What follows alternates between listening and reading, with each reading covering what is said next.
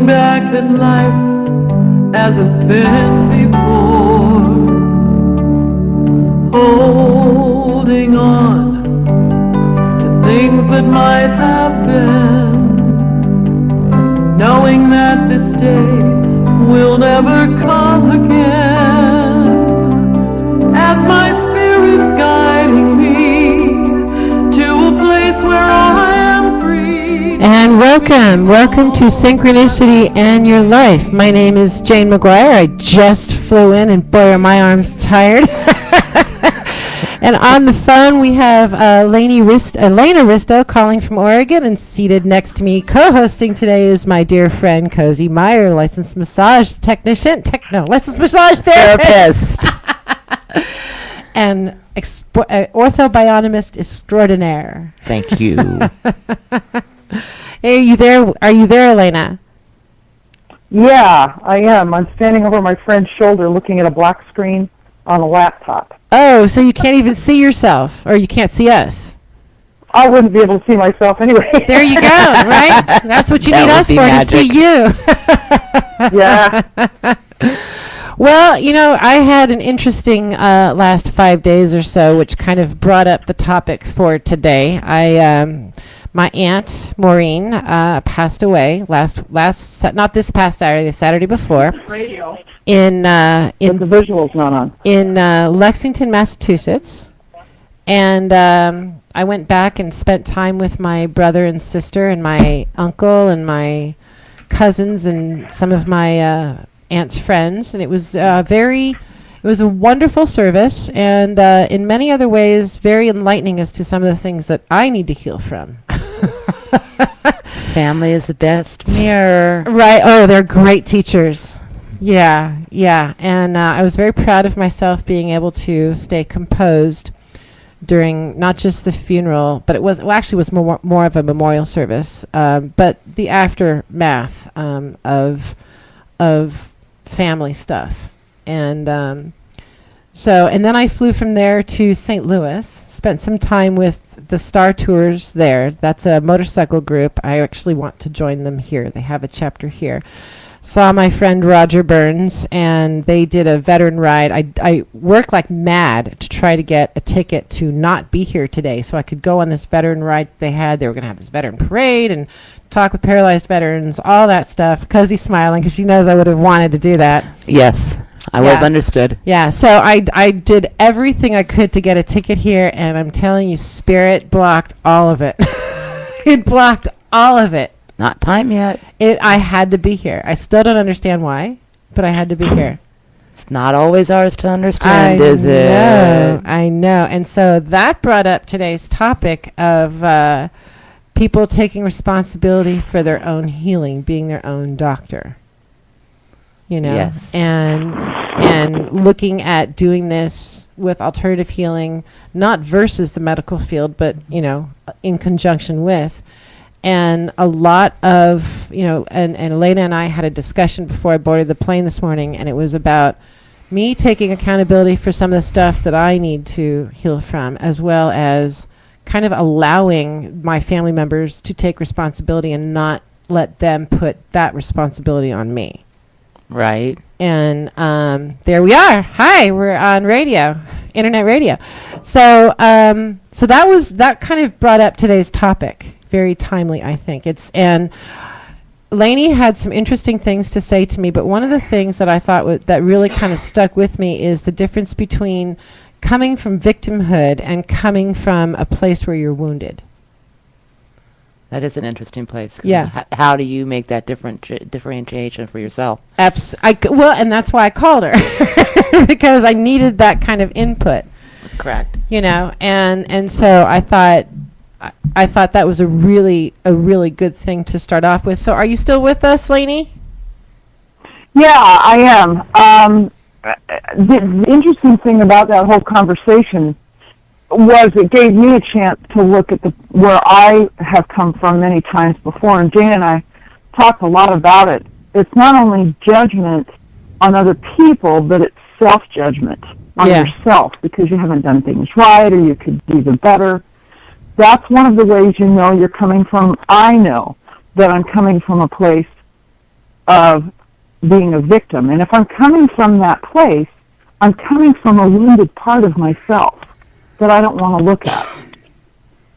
Yeah, so when I'm willing to go back and look at that as a wound as opposed to some place that's hurt, and that's not to say you don't feel pain that's going on, because we do live in this reality. We do have things that we need to experience. That's the great experience, the journey that talks about, Spirit feeling everything through us. So when I'm coming from a place of being wounded, there's something there that has happened that I've made a decision about myself, and usually it comes down to two things. It comes down to the fear of being absolutely feeling powerless to control anything. Right. Or that I'm not good enough. One of those two. So that would be an abandonment issue. Could be. Right. It could be an abandonment issue. Yeah, it could be feeling unlovable. It could be feeling victimized. And that's not to say that there aren't victims in the universe. Obviously, good people get victimized. It's what do you do with it? And in the case of young children, many times in cultures where women are not allowed to be in their own power, they are victimized brutally.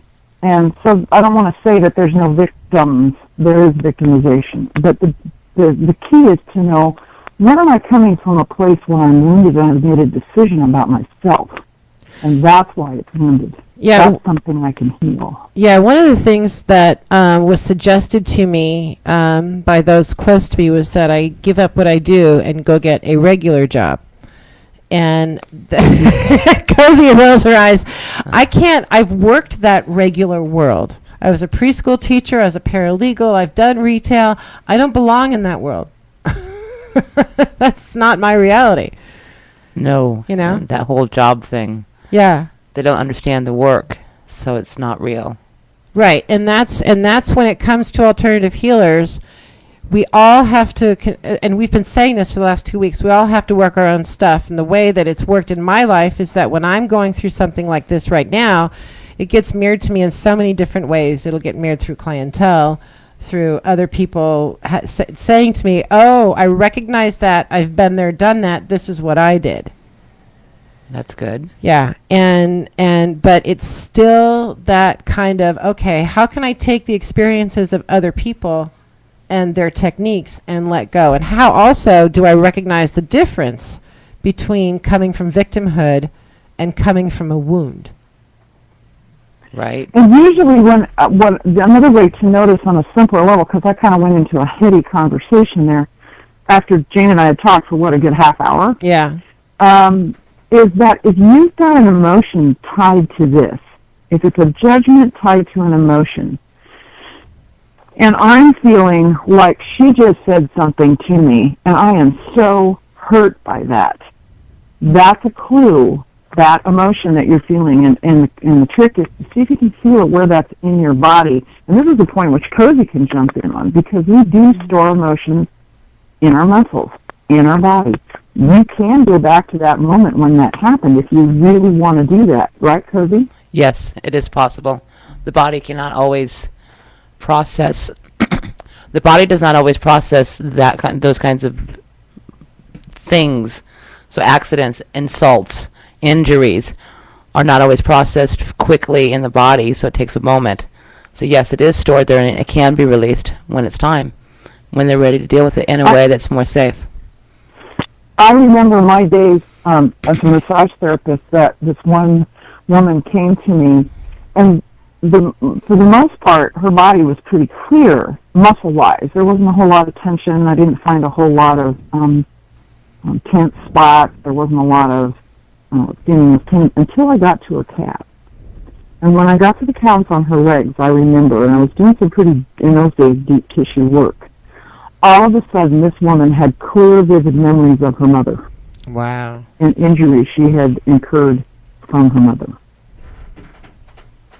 Had been stored in the legs. Yeah. So that was pretty interesting. And that happens in pranic healing also. The energy gets stored there, the energy of the event, the energetic memory. And And for me, I pull it out in different places. I mean, I definitely want to go to, I would go to the calf, but then I would also go to the crown chakra and the brain and pull it out from there also. See, calves also signal to me shoulders. See, and this is why it's a good thing we all have different techniques. See, now that wouldn't occur to me, but it makes sense. A cross thing. Yeah. So when we're sitting there taking the brunt of whatever it is, we're protecting the chest and the inner core. Shoulders get rounded. We get ready to run. The calves get tight because they got to do something. The correlating spot for me would be looking at the shoulders. And that would be what you're talking about is the flight or fright. Flight or Flight, yeah. Or flight or fight. Wow, Yeah. I've really got some really Freudian stuff going on today. So it's flight or fright for you. Well, I just got in from the flight. I still Full of need to get fright? grounded, apparently. A flight full of fright? Right. You guys are too funny. Yeah, grounding. Houston, we have ground. Right. I've got a pretty sketchy connection on my side. I know you guys can hear me probably okay, right? Yes, we can Yes. hear you. In and out for me, so I'm not going to stay on the phone very long. I just wanted to make sure that I'm being a Mother Earth here. Right. Making sure Cozy had some support in case Jane didn't make it from the airport. Thank but you. I do want to say, in taking responsibility for my own healing, it was a process of me looking at if I had somebody, if I felt judged by somebody else, and I turned around and was angry at them judging me, I had to look at how I had judged them, how I was judging them in the moment, Right. calling them, turning around and saying, wow, what a, and how could they do that? And you can't feel like a victim unless you're doing some judging. It's just, I have yet to find an incident, unless you're a young child, unless you're in the moment trying to heal from this thing. Right. So many times we need other people around us that we can trust, that can say to us with honesty, what is really going on here? Why are you feeling like this? Is there a part of you that doesn't feel good enough? Is there a part of you that feels powerless? And that was a significant part of my healing. That doesn't mean I'm done. I mean, Jane has certainly talked me through some things. Cozy's helped me through some things. But we need people around us that are willing to tell us the truth. Yes. And that's a responsibility, and not from a sympathetic point of view, but from a compassionate point of view, knowing that this too lives in me somehow. Either it's something I've worked on or something I'm working on in the moment. Yeah. And being willing to say that, Yeah, you're absolutely right. And the last thing I want to say before I go is that taking responsibility, and this is how Jane and I ended our phone call this morning, taking responsibility for myself means that I then allow other people and give them the room to take responsibility for their own stuff. Whether they do it or not is none of my concern. Right. If they ask me, I certainly will do my best to tell them the truth. But letting them be on their path and letting them learn that lesson themselves. It's a very freeing thing. There's a freedom in that. And I think that's really important when it comes to healing. I think you're absolutely right about that. And that was a deeper lesson for me with those close to me over the last 3 or 4 days. I learned it, I think, once before, but as in many things, there's lots of layers. And so this for me was another layer of, oh, okay, I see where I'm wanting them to move forward, but it's really none of my business if they do. Really not. It's just not. Loving detachment. Or I'm stepping into that familiar dance with them Yeah. because that's the only way I can stay connected to them, and I don't want to be unconnected. That, yeah. But I'm not taking care of myself then. Yep. Right. I'm just easing the pain, like taking. It's another way of taking a soothing drug. Yes. And stepping back into what I know. Yeah. And it ain't easy. Well, it's not. if everything was easy, everybody would do it. Right. Yeah, I sure would have figured it out. Right. I'm still looking for that zipper so I can step out of 50 pounds, you know? Oh, that would be awesome. Wouldn't it be cool? Yeah. I'm gonna make $1 million on that one if I can figure it out. There you go. Can I have the one that makes me Yeah. taller? Jeez. Okay, I'm gonna let you guys have too much fun with the audience, and I'm Okay. gonna step back. All right. Well, and, safe journey. We'll look forward to you coming back next week. I will. Thank you, Cozy, for being there. Jane, I'm glad you got home, and Yep. I will talk to everybody next week. All right. Safe journey back. Yep. Talk to you then. All right. So our Bye. number, bye. So our number to call in and share your experiences is 702-609-7626. We also have Skype. So you can sign into Skype, and in the search bar, you can search for All Talk Radio and call in on Skype as well. If you have an experience about taking responsibility for yourself and not for others. And I don't know about you, but for me in the healing world, sometimes that's hard. Sometimes it is. You know? Because I mean, I'm a fixer. Right. I'm Right. mechanically, as a person, like what things drive me. I'm a mechanically inclined person. It kind of makes me the man kind of person. So I like to fix things. Right. So dealing with my family, I want to fix their problems. Or dealing with other people, I want to fix their things. Right. The more I spend time fixing them, the less time I'm working on me. I think it's really important for people to take time every day to maybe not just work on themselves, but to go again, because I do meditation, that inner stillness, whatever that looks like. They've got to take that time. I think it's really important to take that time in the morning, and we've talked about this privately, to set out that intention and take control of that day. I think that's just really, really important. And I also have clients take that one step farther. Yeah. Checking in to see what is theirs for the day. Mm-hmm. I mean, my shoulder aches. Okay, I got that. My foot's aching. Got that too. And then you get up and move around, and you can go, okay, that shoulder pain really is mine, not somebody else's. Yes, yes, and Lainey and I have talked on this a few times about empathy. Empathy being one of the intuitive gifts that people can develop or are given, but and for a lot of people it can be a blessing and a curse. And for me, it's been both. Now it's more of a blessing, but before I could learn to control it, it was really difficult. And with the empathy, I think more people are empathic than they realize. Yes. And that's how come we walk around with sometimes pain that's not ours. Right. Or victimization that's not ours. And I'm going to just put out a little pet peeve right now. It's not empathetic. It's empathic. You are not pathetic, right, empathic. Right. It's you are not empathetic to someone, you are empathic. And there's a huge difference between sympathy and empathy. Sympathy is appropriate for what I but where I was over the weekend, seeing, my family and helping my cousins and others deal with the death of my aunt. Sympathy is definitely called for in that situation.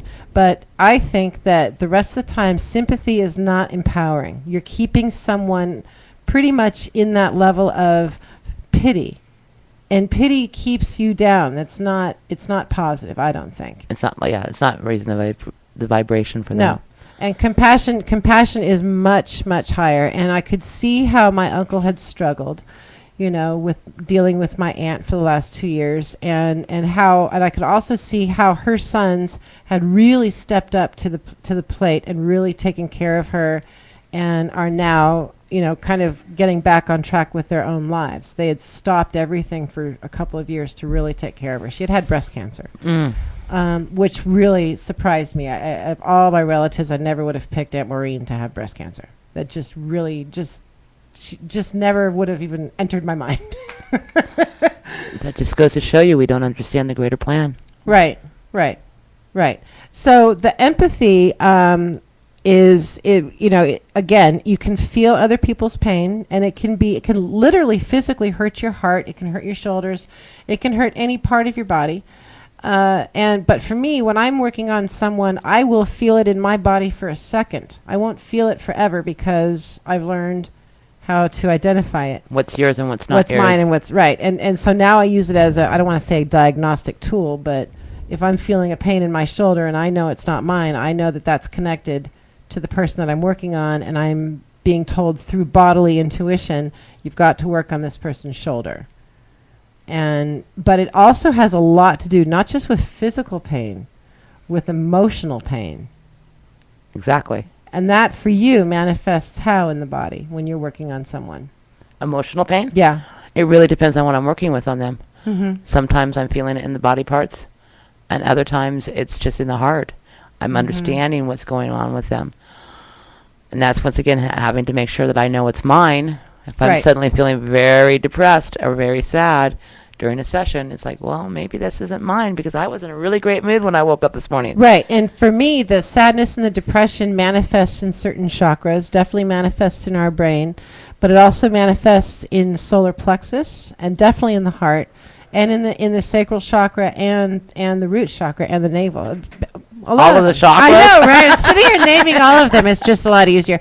But it oozes out into different chakras if one particular chakra is too full. Correct. It's like with many filters. Right. So, but it's also a matter of we would want our client to take accountability for that depression and really, really work it, because depression is really anger turned inwards. Yes. It is. It's a frustration of levels.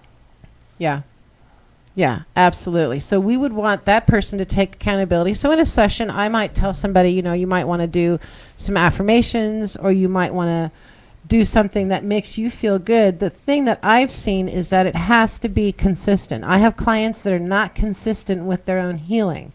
And, how does that reflect me? Still working on that. I guess I'm not consistent enough. Maybe not. Maybe that's just what's showing up to you to see that that's right. It works. It does. It does work when you're consistent with giving yourself time, and really working on your stuff a lot. Then things will start, in my experience anyway, things will start to fall into place. Right? I mean, it just does. It does. Because you're freeing up that energy.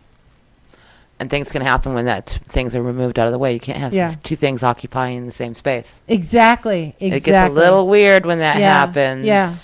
Yeah. So if you want to get rid of one thing, if you want happiness, you've got to look at the depression part of it. Mm-hmm. So you can't have more. Right. If you don't remove some of the depression. I don't think people consciously choose to be depressed. No. Well, I don't know. You haven't met my sister. You haven't met mine. And I actually, in all fairness, I don't think my sister is depressed. I just think she's just got some control issues. Which would be frustration turned inward, maybe? Possibly. So it could look like depression. Possibly. Yeah. But depression is very heavy. And I don't mean physically. I mean energetically. But it can show up physically. Yes. Very much so. Yeah. Very physical. Depression shows up in very different ways in the body. Yeah. Guts. Yep. Organ. Mm-hmm. The way people hold themselves. Yeah. And how they move through life. Mm-hmm. And it's terrible when people have depression. It's clinical. That's just like there's no reason that they can find that's causing it. Well, I think I'm going to digress here for a minute. I think they can watch some of those ads on television that talk about medication for depression, and I think they're hilarious. I laugh at those ads. Abilify may cause suicidal thoughts, may do this, may do that, but you'll feel better if you don't have the 99 side effects. Yeah, so I want to almost post that on Facebook, because to me it's a comedy. They're listing all these horrible side effects and advocating it because it worked on one person out of 100. Yeah, be the other 99 that it doesn't work on. Right. And how do you feel about that? I'm a failure because it didn't work for me. I see, and I would take the attitude of, it's a good thing it didn't work for you, because it's not the right thing. Depression it does definitely manifest, our emotions manifest in our body. But if you're going to go to somebody and talk it out and not have a resolution, you're going to walk out not feeling better. Exactly. And depression is such a multi-leveled thing. Very complex. Very complex, Yes. because I know that food, Yep. magnesium deficiency can cause depressions. See, now I didn't know that. And guess what? Magnesium deficiency is huge with some of the things that goes on with people. Yeah, and from what I've done research on epilepsy, guess what? They're missing in their bodies. Magnesium. Yes, yes. And so I started doing that research. I did go out of town and did not take my magnesium with me. But I've started really increasing my intake of magnesium, and I'll tell you something, I do feel better. I can give you a good way of taking it, too, Yes. without the pills. Okay. Beets. Beets. Beets, beets, beets. Beets are happy fruit, They're happy vegetables. And they're full of magnesium. Okay. Yeah. That's actually easier for the body to digest than it is to taking the magnesium straight. And, if people could look at really, truly what they eat, and again, you and I are not nutritionists, but if No. they could really look at this and figure out what foods are contributing to the depression. I know, and I've joked about this before, I grew up in a family of chocoholics. I love chocolate. You must be an American. But I will tell you something. When I get a little down, I will go buy a Reese's. I will, absolutely. And, I can't do the Oprah thing and buy dark chocolate. I just don't like it. I don't like it. Which, oddly enough, chocolate's got magnesium in it. The dark chocolate does. It has more. Oh, see? Oh, maybe Oprah's right. And once again, we're not nutritionists, so No, it's just things I've noticed and things and I've in my own body and I've picked up in research that I've read. Yeah. So when we talk about depression and other taking responsibilities for our own health, it's not just popping a pill. No. It's not just running to the doctor and have them tell us this is what's wrong with you.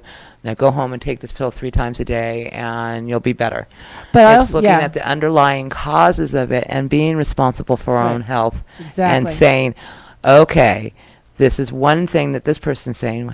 How is this also connected? And stepping out of the pill box, if you will. Pill box and the diagnosis box. Well, except that diagnosis, you and I are not allowed to diagnose. No. And so diagnosis, when I have my clients and they go to a doctor and I tell them I would prefer you to get a diagnosis, because then I can say, okay, there's a technique for that. There's an app for that, there's a technique for that. And we can deal with it in a holistic and organic manner. And this is where I really would want people to take responsibility and say, you know what, I'm tired of being depressed.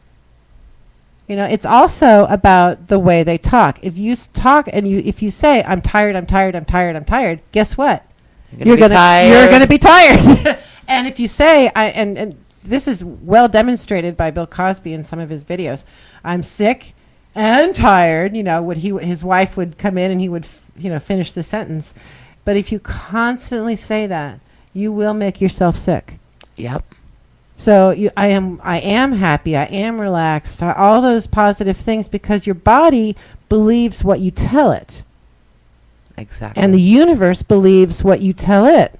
So if you think of this, and Louise Hay says this, if you think of the universe as a yes universe, of course I found out that it was a no, trying to stay the extra day in St. Louis. That was a no. But that was a yes to being someplace where you had to be. That was yes to the show. And I have to It's all say, perception. I have to say, I did promise the people at Star Tour in St. Charles, Missouri, that I would give a shout out. Right about now, they're having their social. And there were some wonderful people I met there. I met a couple named Rick and Arlene, and they're just wonderful people. And this woman, Pat, whose husband is a cobbler, and they have a wonderful shoe store in St. Charles. An actual cobbler? And he fixes shoes and makes shoes. Yeah, it's awesome. It's awesome. I'll tell you something. St. Charles is beautiful. They got brick streets, brick houses. It's an awesome place to be. I've been to St. Louis, and if it wasn't so muggy there, and they have bugs, yeah, I would be happy to go there. It was definitely muggy when I was there, but I'll tell you what, the Star Tour people, they're a family-oriented motorcycle club. They've been around for a little longer than 20 years. You want to talk about a really good support network. It's amazing, and so I rode a motorcycle this weekend, and last couple days.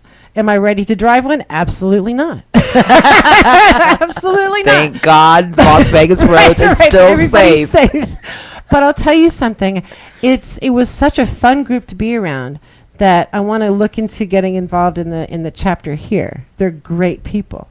people travel all over. There were people from the Czech Republic that came to this. People from fascinating. Canada. This is their annual, what they call a family reunion. And there was a lot of really good give and take. There were a lot of people helping each other. Yamaha showed up. So I have to say, I have to give a shout out to all the people in St. Charles, just outside of St. Louis, to Star Tours. I had a great time. Thank you for some of the hospitality while I was there for a couple of days. It was wonderful. Great people. Yeah. Yeah. Show me state. Well, you know, and it was interesting because one of the things that I did learn about myself being there is that as much as I do here, I need to do, and I do a lot of serious work with, you know, the veterans. I need to do something more fun. You know, I really need to. I need to get out and just join some fun clubs. Oh, yeah. You know, have to add fun into I your have life. to add more fun. Yeah. Yeah. All work and no play makes Jane very dull. And Makes Jane very tired. And having fun gives us a chance to recreate ourselves. That's Right. the whole recreation. Right. Gives us a chance to recreate ourselves, to find ourselves. So yeah, working constantly is not a good thing. But it's also stress relieving. And you said it last week after the show. Doing a show here at All Talk is fun. Yeah. This really, and I, you know, if somebody had told me 20 years ago I was going to be on the radio, I would have looked at them and said, "Oh, you're crazy." Crazy? Crazy, yes. Crazy like a fox. But this is fun for me. And you know, you've had a path getting here, going through the holistic Toastmasters. Oh yes, I've had a path of not being afraid of speaking in front of anybody. Right. And listening to what people have to say, and the leadership stuff of Toastmasters So stuff. It's led to all of this, though. It's led to you being able to get on the radio. Get on the radio, yes. Yeah. And listen to my clients better. Yeah. Yeah, it's amazing when we stop talking sometimes Mm-hmm. and actually listen to ourselves, Mm-hmm. to those around us, and to those things that nobody else can really hear sometimes. And, you know, that was an interesting experience for me, listening to those that are close to me after the funeral and just listening to how they talked and listening to their patterns. And there for a while I was able to step out of it, as we were talking about earlier, and realize the pattern going on with somebody else that is affecting me. And at that point I had to put my water down and go get another Perrier from the bartender. But I had to really look at it because it was starting to make me mad, which was not appropriate for a reception. But it was a good experience. You know, to just really look at how other people's patterns are affecting me and going into that wound instead of into victimhood. Really good experience. Yes. Yeah. And how did that helped you then? It did, because it led to the phone call with Lainey, which led to the topic today, taking accountability and responsibility. Because I'll tell you what, folks, if you're going to get an alternative healer, or not, I shouldn't say if, when you get an alternative healer, you want a healer that is moving forward in areas of his or her life. Oh, yes. You want somebody that is open to still learning the life lessons that they want to learn and integrating them, because until they've integrated them into their life, they haven't really learned it. They can see what the lesson is, but they have to integrate it. It can lead to very judgmentalist healers as well. It can. Those and that don't right. do. Yeah, and that's what I noticed about those close to me over the weekend was, wow, there's a lot of judgment out there. And you and I have talked about my Catholic upbringing and all that. Oh my gosh, there are so many judgmental Christians out there. It's so easier many. to judge somebody else Yeah. than it is to look at our own selves. Yeah. Oh yeah, because it's, you know, I'm better than you and yada, yada, yada. And it's just, it's not empowering. It's actually sitting there going, you know, who are you to judge me? You know, you may have $1 million, you may have 5 cars and all that stuff, but you have not walked in my shoes. No. You Nobody know? has your perception. Right, right. And perception is reality, but you want to have accurate perception. You know, that's very, very important. And it's interesting, people have, you know, I'm in that psychic world, so people have different perceptions of psychics. They think some of us are like Miss Cleo, who did a lot of damage to the psychic world about 20 years ago. And some of us do walk around in flowing dresses. And some of us walk around in jeans. And sometimes we change from jeans to flowing dresses. You know, but we're not all crazy. We're not. A lot of us are plugged in, but there's that perception out there that we're this way, you know, when a lot of psychics that I know are very much outside of the box. You know, you wouldn't know walking down the street that they're psychic. I mean, let's face it, if you really looked at Sylvia Browne and you didn't know who she was walking down the street, you couldn't really tell. She dressed normally. Right? You know? Unless you really, you know, if somebody in Timbuktu had no idea who she was and she just walked down the street, they would think she's a normal American walking down the street. It's all in perception. Yeah.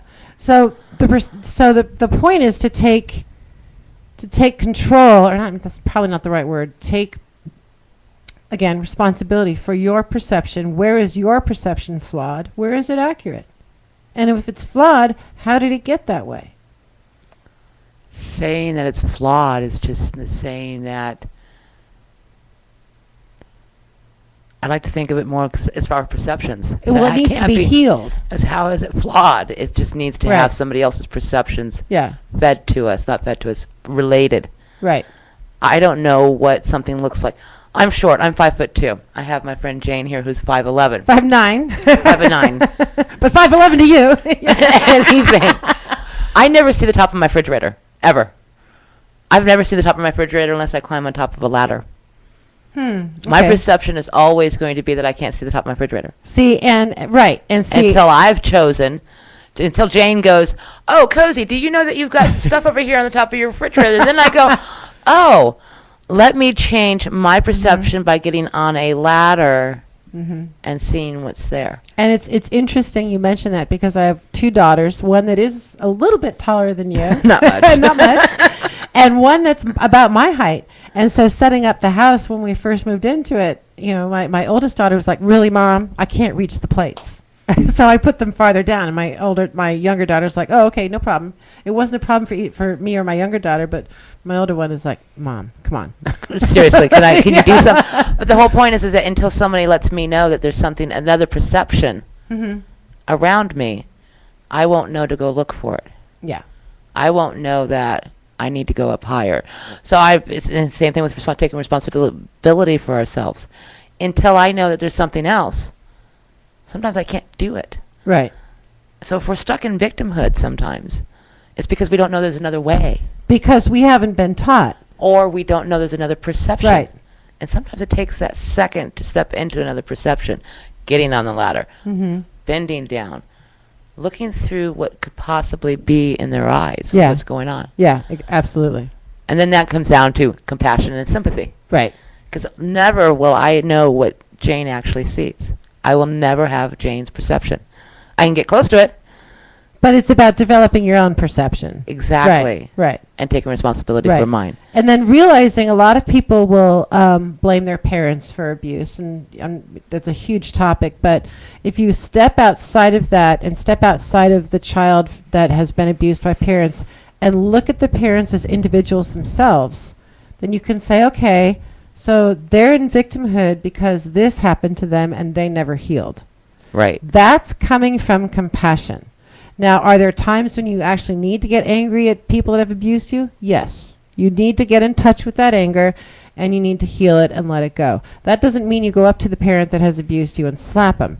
That means, you know, you write a letter, you do what you need to do to get that energy out, and then let it go in a holistic manner instead of, you know, I'm sure there's some people you'd like to go up and punch, but, you know, that's why we have cops. Let them punch. That's why you have laws. Imagination works sometimes. Yeah, it does. It does. And role-playing works. Role-playing is huge. Yeah. I've had a teacher where she had a complete walls of toys that people could act out what they've gone through and then turn around and change what happened and their perception of what happened. Yes. Just by being able to act it out in their imagination and role play it. Right, and that's why theater is so awesome. And that's what gave them a chance to be able to get over the victimhood versus the wounding. Yeah, because what you want to do is change the outcome in a different reality, you know, take control of it, but you want to change your own thought pattern as well. Yes. And you do that by really going and saying, okay, this is the lesson I learned. I recognize this pattern. I'm not going to let the next person treat me that way. And that's kind of the lesson I had over the weekend was, okay, I'm recognizing this pattern. It's coming up again. You know, that's why sometimes family is the greatest teacher. It's a pattern that you have to learn this lifetime. Yeah. And how are you feeling about it? Yeah. Actually, I was kind of proud of myself for recognizing the pattern, and I didn't talk about it until it was clear. You know, because I went from that to the motorcycle club in St. Charles and all that stuff, and so it was like, okay, talking to Lainey this morning really gave me it gave me a chance to sit back and really look, how did I contribute to this? What am I doing to keep this going on? And, you know, that's the pattern. It's always challenging me. And it's really about me not having to prove myself to anybody. Yeah. So the next time they tell you, how about getting a real job, you can look at them and go, yeah. Yeah. Okay. Thank you. Thank you. Yeah. Thank you. Thank for you. the suggestion. Yeah. Exactly. You know, it's obviously you'll never see my point of view, so. Which is okay. It is okay. You can have your point of view all day long. Yeah. You know, and that's the whole point. Is once you become okay with it, well, and they can't push your buttons anymore. Right. And that's what it's about for me, is just going down and getting rid of all those little red buttons that don't need to be pushed anymore. Yeah, a panel needs to go up. Yeah. Done. They're Yeah. not there. Exactly. It's not happening anymore. So this is why it's important for not just healers, but for people that are clients, just people in general. Take responsibility. It's easy to stay in victimhood, and people will make that choice. Oh, victimhood just keeps it so you don't have to really deal with other problems. Absolutely. It's an easy out. And, you know, even Wayne Dyer said, I think his book was No More Excuses. You stop making the excuses. Doesn't mean that the event didn't happen. Right. It doesn't mean that the insult wasn't there. It doesn't mean that you didn't grow from it. All of those things. We're not wiping that clean. Right. It's just not letting yourself stay there. Right. What did you learn from it? What made you stronger? What did you like from it? Right. What didn't you like from it? Right. And learning lessons.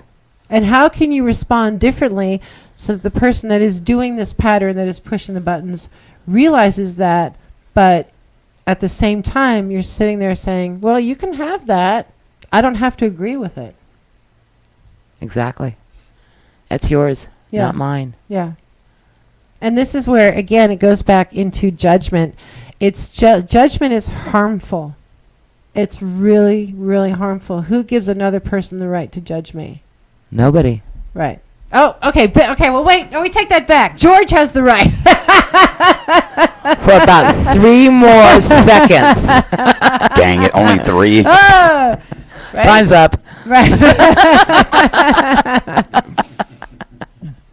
So, but you know, there are times when you do have to stand up. I mean, you've stood up for people. You have to stand up for your kids. You have to stand up to people sometimes, because it's just, you can't let things go on. And sometimes it's just as simple as, that's just not okay to do that. Yeah. That's just not okay. Yeah, and I know that watching my kids grow up in the school system here, I was one of those parents where the teachers would see me coming down the hall. Oh no, it's Mrs. Hernishin. You know, and yeah, exactly like that. And one time, because my oldest daughter has a learning disability, she was in middle school, and I went in to talk with, you know, the yearly IEP meeting, and let's talk about this and get this all. Well, Mrs. Hernishin, we don't have to give you weekly reports because that's the school district policy. Now, at this time, I was a practicing paralegal. And so I said, well, that's interesting, you know, but federal law supersedes Clark County School District policies, you know, 6 days out of the week and twice on Sundays. And I you know, quoted the federal law for that, and Mrs. Hernishin will be right back. They went and got the principal, and from that point on, I was given weekly reports about her progress. But I was one of those educated parents. Both of my parents were attorneys. I went to paralegal school, so I became educated in it. So I think there's times when you absolutely have to advocate. Mm-hmm. For those that cannot advocate for themselves. Of course. You know, like kids. Yeah, totally. They don't know all of what they can and can't be done, and what's okay and what's not okay. We teach that. Right. You know, and that's why some of us fall into that victimhood. We've found out that, or we've learned somewhere along the line, doing something like yelling at your parents is just not okay. It's not right, exactly. It's just not okay. Yeah, Right. but in other places it's okay because it gets it off their chest. Mm-hmm. So some of the not okay is learned behavior. Oh, I absolutely believe anger is a learned behavior. I don't think children coming out of the mother's womb are inherently angry. I think they're inherently loving. You know, I often believe there's only really two emotions, and that all comes from love and hate. Yes. Or it's fear. So everything comes off of that. Yeah. Okay. We're not born with fear, We're taught it. but it happens, and everything else is either love or fear, Right. or love and hate. Right. Now there's a fear that it's healthy to have an awareness of your surroundings, and sometimes fear is a motivator for you to get in the car and drive away, or to run, or to do whatever, which that's healthy. And you have all your that's different. senses that will tell Right. you that that's not okay. Right. But the emotional fear, I think, is what we're talking about here. Yeah. You know, the fear of letting go, the fear of, and you're a perfect example. You years ago, you did not want to come on the radio show, and you got into Toastmasters. You're now the president of it, and here you are the second week in a row on a radio show. But it was an unknown thing. Right. Fear was of the unknown at that point in time. Right. Love is something that we do know. But fear of public speaking is one of the major fears of people. Yeah. And that's something that I don't know that I ever saw that fear in you.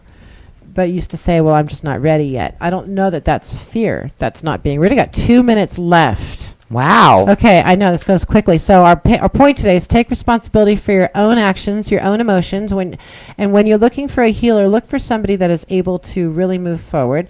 You should give out your contact information.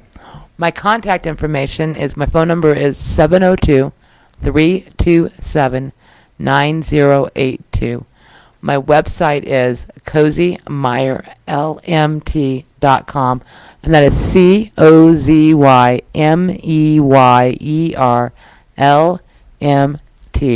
CozyMeyerLMT@gmail.com. And I have to say that being at Star Tours this weekend, I did do some pranic healing on people, and I did refer a couple of people to orthobionomy. So is there a website, I know there is in the pranic healing world, is there a website where people can look up an orthobionomy specialist in their area? Yes, Okay, there is. please give that website Thank out. you for asking. I'm so glad you remember all these small details. The Society of Orthobionomy International, or SOBI.com. Okay, If you put the word orthobionomy in the search engine, you will get results. can come right up. Yes, and that's Okay. ORTHO-BIONOMY.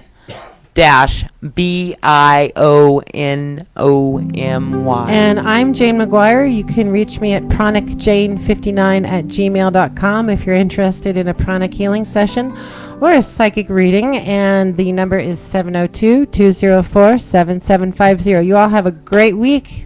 Goodbye for now from Synchronicity on Your Life. Standing at the door, looking back at life as it's been before, holding on to things that might have been, knowing that this day will never come again. As my spirits guide